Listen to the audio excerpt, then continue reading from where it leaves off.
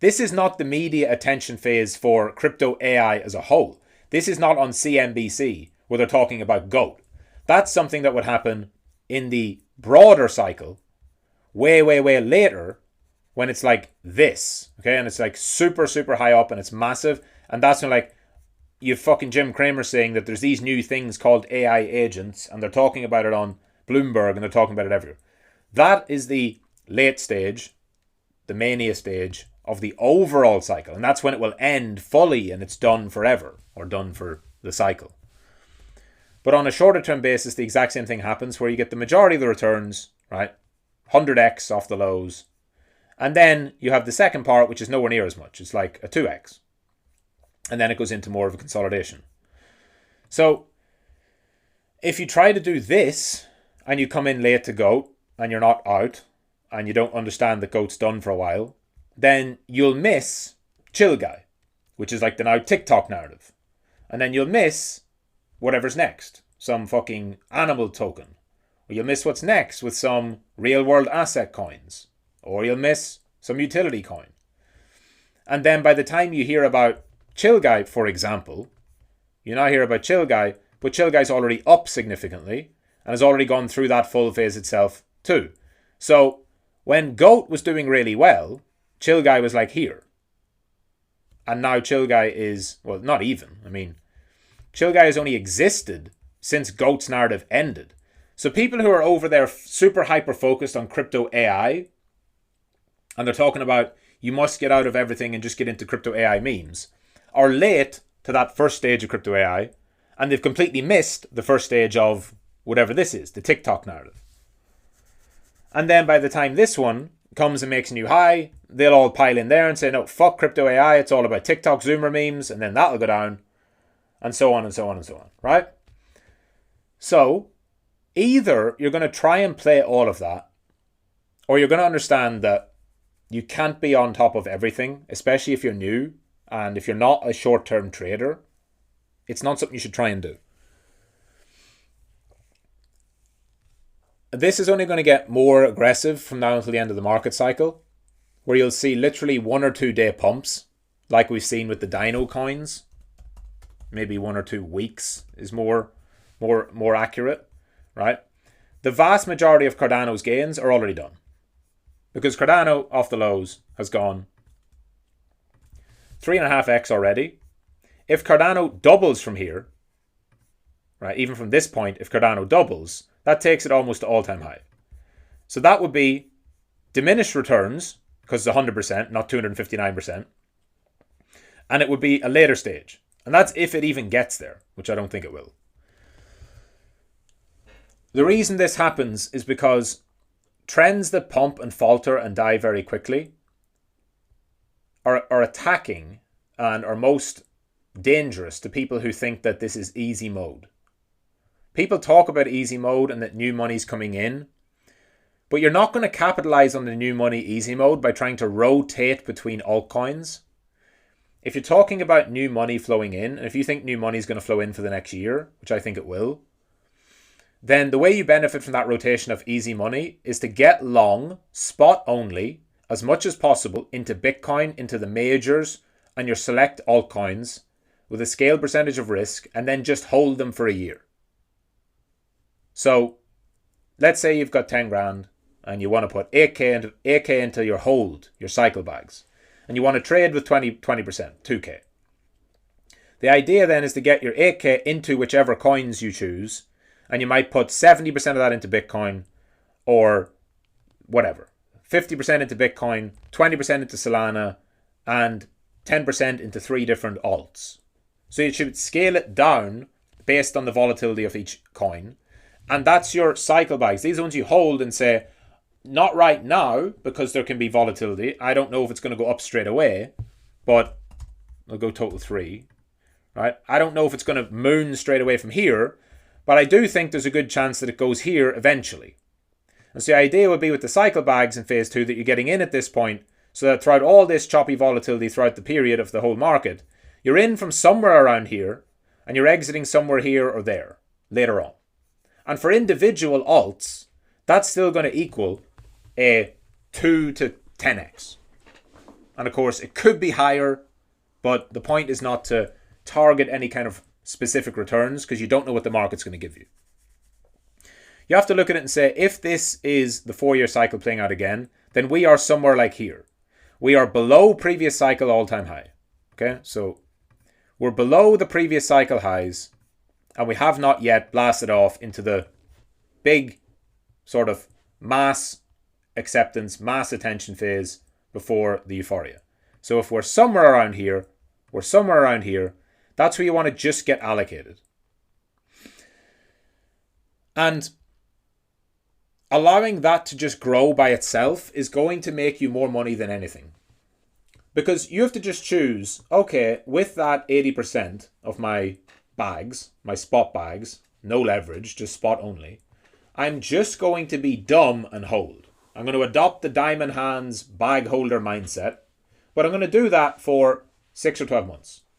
I'm still going to be looking out for top signals on my Bitcoin, on my Solana, on my ETH, on my meme coins, on my altcoins. But this will allow you to survive long enough, get through the chop, get through the shakeouts, and allow the new people coming in, the new wave of money coming in, to lift it all over, like lift the whole market. The simple fact about these coins is that many of them are going to do nothing for the next 6 months and then they'll explode 10x in a week. So you can either try to time that, which is the most difficult thing to do in crypto, or you can accept that you might have to hold something for several months before it explodes. That's why if you want to try and time things, if you want to try and play these rotations to further boost your portfolio, you do it with a smaller percentage, like the 20%. So you put 80% into majors, into your altcoins to hold. And if you're going to try and day trade or multiple days or a few weeks, you're looking at high growth potential coins. You're trying to time things, but you know that you might get that completely wrong. And so you don't want it to be the base of your portfolio. If you put 80% of your portfolio into just holding, and that goes up, let's say, over 2x for the overall index, and your altcoins go up, let's say, 3 or 4x, well, if you've got 8k and that went up 4x, that's 32k, right? So if you've got 10k and you put 8k of it in here and it goes up an average around 3 or 4x, that will go to 32k. So then with your 2k that you're trying to get 10x's or 20x's or bigger returns, or catching a quick double and rotating it into another coin and compounding it and growing it aggressively, even if you fuck that up entirely, even if you make $0 on that, you will still benefit from the rising market. And you won't be left with the regret at the end of the cycle of leaving the cycle with no money or less money than you put in. Number one thing you optimize towards here is regret minimization. I do not want to look back a year from now and say, fuck, Michael was right. I should have just bought and held some stuff and not tried to sell everything when I thought it was at the top. Not tried to rotate my entire portfolio from Bitcoin into ETH because I saw a tiny rotation and a pump on ETH BTC. Not trying to overanalyze the Sol chart and trying to time Sol perfectly and go into Jupiter, or trying to time this or time that. That's a surefire way to just lose everything or to underperform the whole cycle.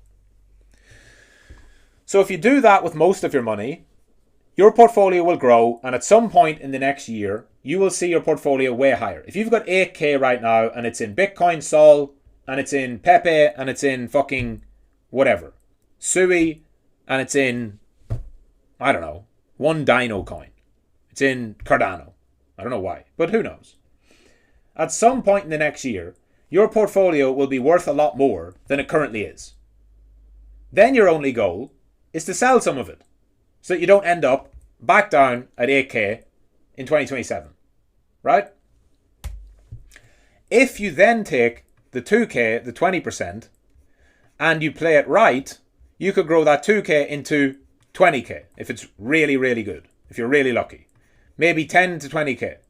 And if it goes completely fucking tits up, which it can, you get 0 or somewhere 0 to 2k.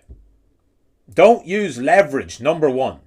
Every coin is already levered. If it's not Bitcoin, it's already levered. You only need to know this by look at any of the charts when Bitcoin goes down 10% and the coin goes down 30 or 40%. That's leverage. You don't need leverage on them. If you need leverage on altcoins, you have a skill issue. Or you're a compulsive gambler. Both of which are guaranteed ways to fuck this whole cycle up and be left with regret at the end. So, if the 2k thing goes well, you get a massive boost on your portfolio. You could have an extra 20k at the end. If it goes totally wrong, you still end up growing your overall portfolio and you lose out on a bit. And what would the difference actually be? Well, if you put the entire 10k in here, it could grow to 40, right? So you miss out on about 8k there. But the potential is that you make another 10 or 20k or even more. And the risk is 2k. So you're risking a potential 8k of unrealized gains, 2k of real money, with the upside, asymmetric upside, of making a lot more. The problem with people is, especially when you have a smaller portfolio, what you want to do is, I've got only 10k, I want to be a millionaire, I'm going to put it all into fucking 3 meme coins and just try and moon it. And you think that's a good idea until you put it into PopCat and it just goes down. And you put it all into PopCat here and it goes straight down from the moment you buy. Maybe you put it all in here on this breakout and then suddenly your 10k is worth 7k.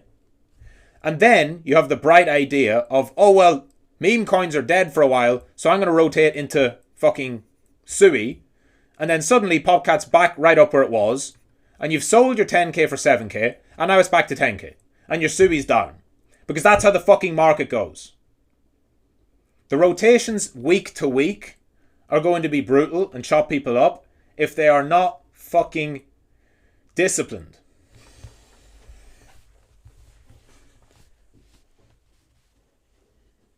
So,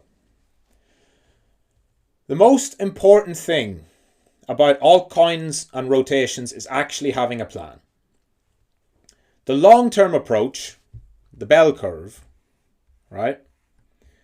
The smart people, the geniuses, the 140 IQs on the right side and the 70 IQs on the left side both do the same thing.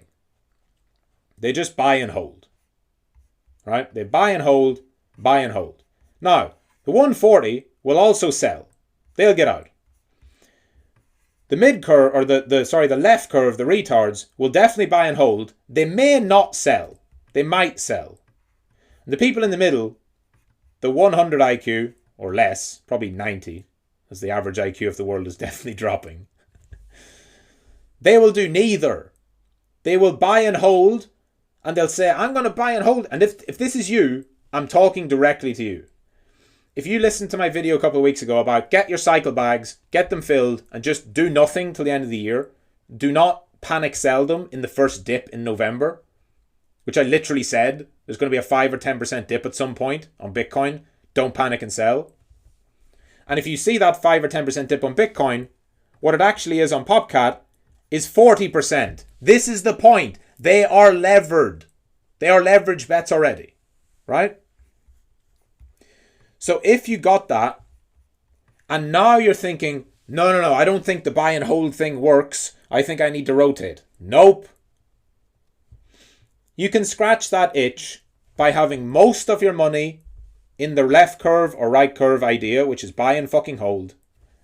And you can have a percentage of your portfolio where you're playing the rotations. That will give you the best of both worlds. If you manage to time the rotations well, you can make a lot more money. If you fuck the rotations up entirely, your core portfolio is still going to grow.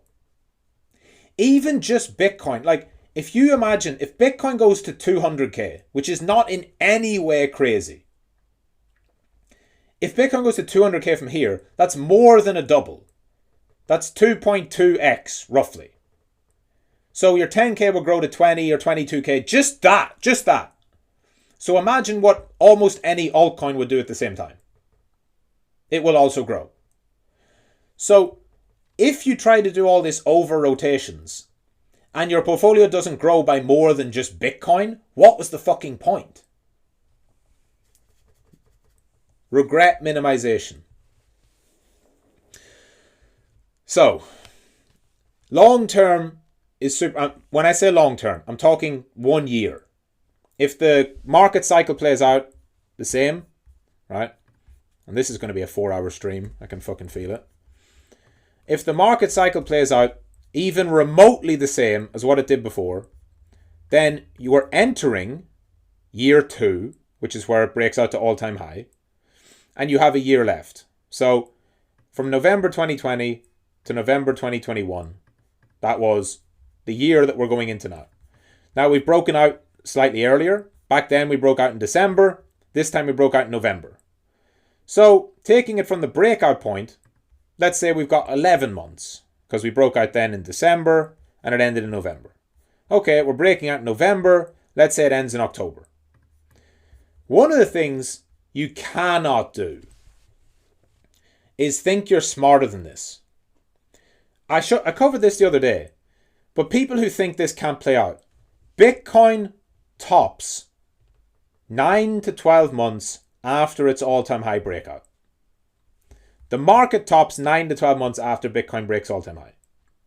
And last cycle, when it topped 4 months after, people said that's not the top, can't be the top. Then it crashed far enough to where people said, oops, that was the top. So they sell. And then it goes back up, and then they buy back in. And they say, well, this can't be the top, because this is a new paradigm. We literally survived the biggest crash ever, and we're new highs. This is going to be it. It's back. So if you think that this is, it's too easy. You mean I could just buy and sell in October next year? Yeah, you can, except you don't know what's going to happen along the way. It could do this, and then it could come back up and it could do that again. They're like, oh my God, we're not getting it. And then fucking away it goes. Off the chart. And people sell here and people sell here and they miss this. The market will fuck you up if you're not disciplined. And the way you're disciplined is by having spot coins in phase 2, so that when everything goes higher, even if it crashes, it probably doesn't even put you into negative drawdown, and allows you to not panic. So worst case scenario, you can exit on a bounce. You don't have to panic during the crash phase, you exit on a bounce. And this goes for all cycles. If you were long Bitcoin anywhere here, and then we topped here, and then we crashed down to here, even if you wanted to sell, you know what you do here? Fuck all. Do nothing. And then sell here. Sell on the bounce. If you really think it's over, just sell on any bounce that goes anywhere near the high. But the people who sold there are the ones who bought here. And we saw it this week. We saw exactly that this week, where the only people selling here, you could see this from on-chain, you could see it from the sentiment, you could see it from the ETF flows, is that people who bought here sold here. People who bought here did not sell there. People who bought here fucking definitely did not sell there. Now, if you think this might be a top, you sell here. You sell after the bounce. So, if you bought Bitcoin here, and then it went up, and then it dropped back, I'm not going to panic, but maybe I sell there. Good. Not saying it's a market top, but that's the right decision. Why do you think we get complacency bounces? And they're so fucking reliable. They literally happen almost every single time. I challenge you to find me a fucking coin that goes like this on a high time frame that isn't a total Ponzi. Almost every coin will have either a double top or it will have a complacency bounce where there's a significant sell-off and then a weak bounce. And sometimes they can be a really deep flush and a really weak bounce, but there's still some kind of bounce because people panic and sell. Now, if you are long with spot only and you can't be liquidated, it gives you the benefit, it gives you the massive advantage of not needing to sell.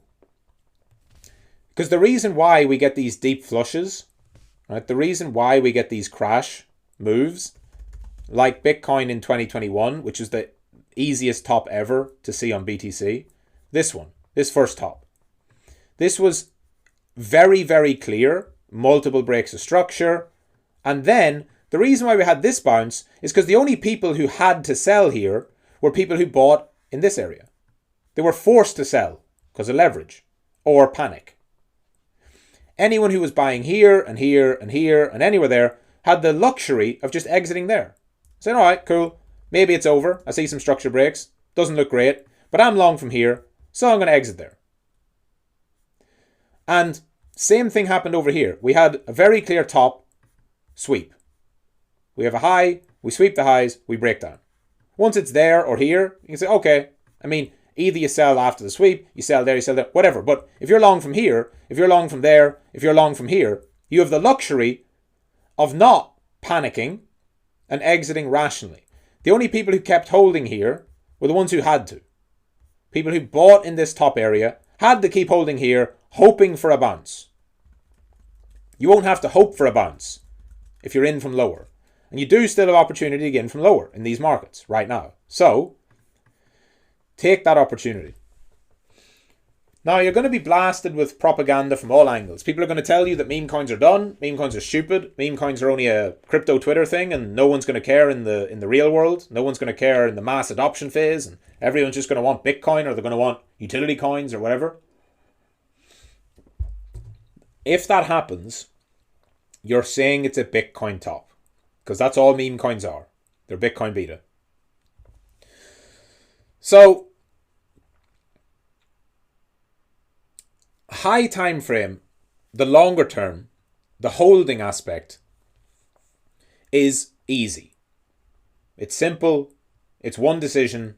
I get some coins, I put them in, I don't add new money into long-term bags after 2025 begins, and I wait. Day trading and scalping is also very simple. It doesn't mean it's easy to make money day trading, but if you are a day trader, it's a very simple approach. You have your 80% in your spot bags, right? You've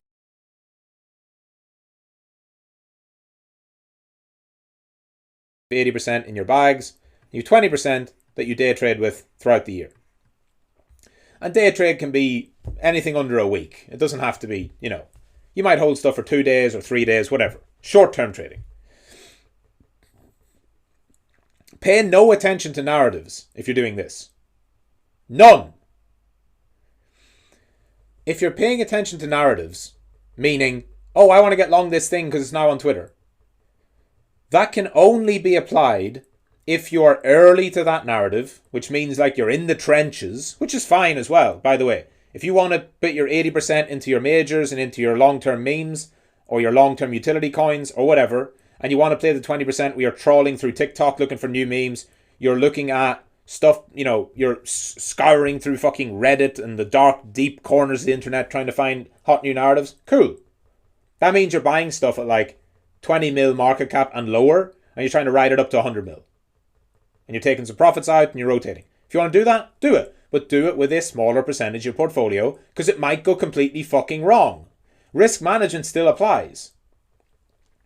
If you've got that 2K, right? If you've got 10K as that example, and you're using the 2K to try and play the trenches meme rotations, then you have to be disciplined to only put a couple $100 into each bet. And the idea is that I'm putting $100 or $200 or whatever into this new thing that might go literally to zero, or it might go 10x. And if it goes up 3x, I'm going to take out my initials so I can survive for the next one. And if it keeps going, I make more money. And I grow my stack, and if my stack grows, I rotate that into my Bitcoin. Or I keep it in cash to buy deep dips, whatever. But this mid curve is mid time frame. So all that matters if you're playing the low time frames is the chart and the technicals. Because if you're a low time frame trader, you're just trading some form of momentum or mean reversion. If you're trading any meme coin at all, I don't know, just take WIF, and you're day trading it as part of your approach, then the entire WIF move happened in 2 days. That's not even 2 days. That's a 6-hour chart. 1 day, right? It moved up, and maybe you identified that this move up was going to lead to some kind of extension where it broke out and it held. You say, oh, this is going to pump. And it pumps, you take profit. Otherwise, you end up in this. Rotations will happen fast. Now, WIF's not dead, but what it's going to be is what I said before. 6 months of nothing and then everything all at once, which we very well could see from here. So you might see now, after that pump, WIF doing fuck all for the next several weeks or months, and then all of a sudden it goes up and breaks the chart in 3 or 4 days, so much that it even goes backwards.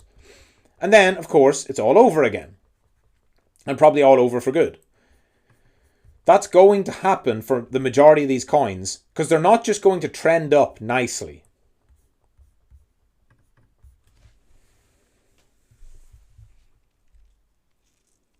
So, if you're doing that with the short term, you're taking profits fast, you're recycling that into cash or into Bitcoin or whatever your major of choice is. The way you do that is, depending on whether it's an uptrend or a downtrend, if you're getting long shitcoins in an extended rally, so let's say that Bitcoin has rallied first and the altcoin was lagging, and then the altcoin starts to rally and you manage to be long here, your goal taking profits there, if it's after a Bitcoin rally, should be take those profits on your trading portfolio. Take those profits into cash, USDT, and wait for a correction. Wait for some kind of 10 to 20%, whatever, correction to then buy the dips. If you're making money from day trading both ways, let's say Bitcoin's just kind of sideways and altcoins are kind of up and down and sideways, and you're making money long and short, you can be rotating that money into Bitcoin. If Bitcoin's consolidating, you can take your profits and roll them into Bitcoin. If Bitcoin's after having had a big pump, then you take your profits into dollars and you wait for a dip. Simple logic. Just write that down as one of your rules. So the most difficult part is the mid part, where the mid curves come in. And this is trying to hop onto every new narrative, every rotation that tends to last a couple of weeks each. And the reason why people are so bad at this is because they don't find stuff early. Were you early into Bitcoin in 2012? Were you early into Uber? Early into Facebook? Early into Nvidia? If you don't have a history of being early into things, you're probably not going to start in the next year. Just be honest with yourself and you'll do much better. Because overestimation of your IQ, and I don't mean that you're a dumb person, it's market intelligence. Overestimation of your market intelligence is just going to lead to losses. Don't think you're smarter than the market. You're not. None of us are. I showed the examples of GOAT and Chill Guy to explain this. Explain why most people are late into the first pump, right? And it's like, you have to again understand how these things go on a high time frame. Let's say GOAT is going to have 3 waves. The wrong approach is to be late into each wave. And this is what most people are going to do. They're going to be late into each wave. So that's probably wave 1. It's about a month. So GOAT's gone up for about a month. It's probably not going to go up for about 2 or 3 months. Then it's going to go up again for a couple of weeks. And then it's going to not do much for a few weeks, right? And then it's going to go up a lot again, if I drag this out a bit.